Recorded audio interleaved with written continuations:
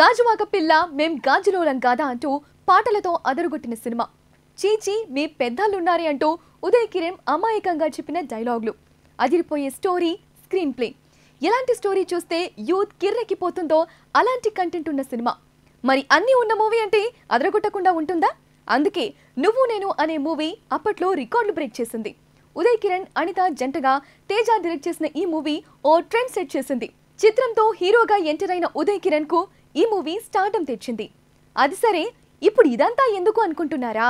Simple, ఈ movie మళ్ళీ విడుదలవుతోంది. Yes, ప్రస్తుతం ఉన్న రీ రిలీజ్ ట్రెండ్ లోకి నువ్వు నేను కూడా వచ్చేసింది. ఈ నెల 21న నువ్వు నేను రీ రిలీజ్ కాబోతోంది. ఉదయ్ కిరణ్ చనిపోయినా ఇప్పటికీ అతనికి ఫ్యాన్స్ ఉన్నారు.